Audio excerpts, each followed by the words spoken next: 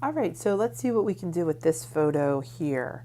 So I'm going to come on in, and again, as soon as I start with my photos, I'm always going to begin and start with light. So I can always click onto light, and I can start to take a look at the exposure, lightening things up. I'm seeing a little bit more detail. Again, if I hold it down, I can see what it looks like.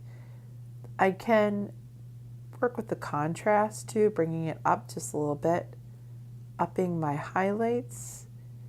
And I'm going to bring my shadows down a little, before and after.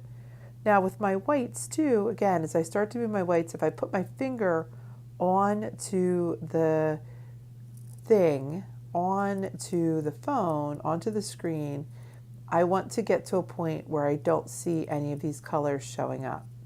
So before and after, before and after. So I don't want to lose a lot of this information and detail.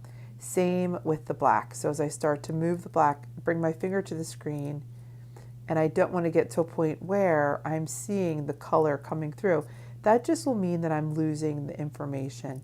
So I'm moving that one before and after, seeing what it looks like, and there we have it. So again, I could even, come in and look at it as I'm moving it back and forth and really get a sense of what is going on. So there we have working with the light. Now, the next thing that I usually do is I'll come in and I'll work with the color.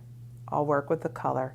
Now, we can look at the whole thing, and we can look and say, let's warm up this temperature a little bit. This image is actually more from the fall. It was a very gray day. Now, when I look at the vibrance, maybe I'll up the vibrance of the whole image. I'm not going to really work with the tint. I can up the vibrance. I'll leave the saturation as it is.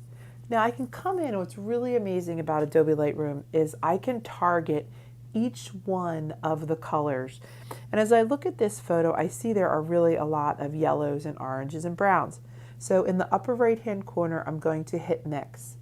And I'm going to click on the yellows. And I'm going to say, oh, I'm going to make the yellows more saturated.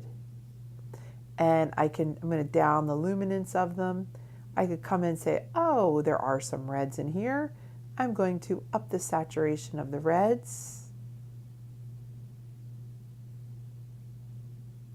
I can even play around with the hue of the reds.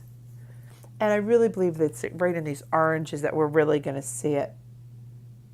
Let's say I could change the hue. Now, I don't really like that so much. It's changing it. There's a lot of this color in there. So see, when I bring it down this way, oh, I like that. I'm getting all of these reds. I'm making it look more fall than it actually looks.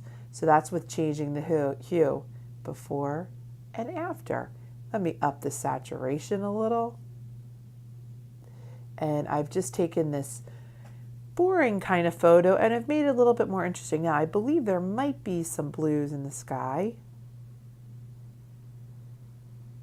Not quite. There really aren't many. The sky is much more white than anything else.